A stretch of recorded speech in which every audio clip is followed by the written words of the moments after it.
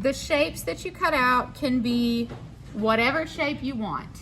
I even have some cookie cutters up here that you can use if you want to use a cookie cutter. So you can do it that way if you want to do a pre-made shape, or you can freehand whatever kind of shape you want. You can go geometric, you can go organic, but I want you to have 4 shapes. I even this morning got kind of wild and decided I was going to make like a puzzle piece thing. So what I did was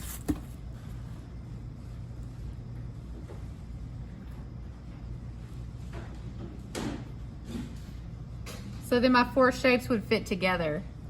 So sketch out what you're going to draw or what you're going to cut first, and then either take your skewer or the pointy end, the needle tool end of your duct tape tool, and cut out your shapes.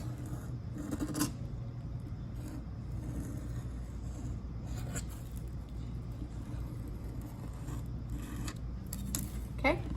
The shapes that you cut out, they need to be about as big as your palm. Roughly, that one's bigger. Or like the size of a cookie. If they're smaller than that, you're not gonna have room to decorate. And I want you to use those things that we talked about yesterday, elements and principles of art. So you need to have some room. It's like a canvas. Normally we make 3D sculptures, but for this I want you to practice decorating using a flat surface, because it's a little bit easier your first time to do that. So I've cut out these random shapes. You can also use these later on. You could like poke a hole through it. It could be like a Christmas ornament or something you hang on the wall. I want to spend some time, the rest of the class period, if you're done, caught up with everything else, you can take this tool, it's called a rib, and you can smooth this out so that when you're ready to decorate on Monday, you'll have a nice smooth surface.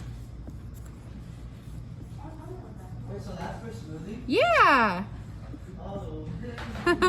What were you using it for? Chopping? Yeah. Yeah, it's not very sharp for that, but you also want to make sure that your edges are smooth. I just use my finger for that, so they're not sharp.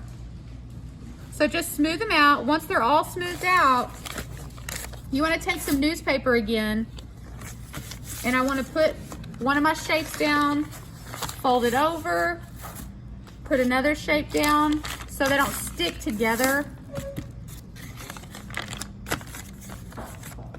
Like that. And then even after that, I would put this in a Walmart sack because you're not gonna be here all weekend. Put it in there. Because that newspaper, that'll suck the moisture right out of your clay. Okay, it's good to keep them separated with the newspaper, but if you just leave them with newspaper on them, they're going to dry out too much by Monday.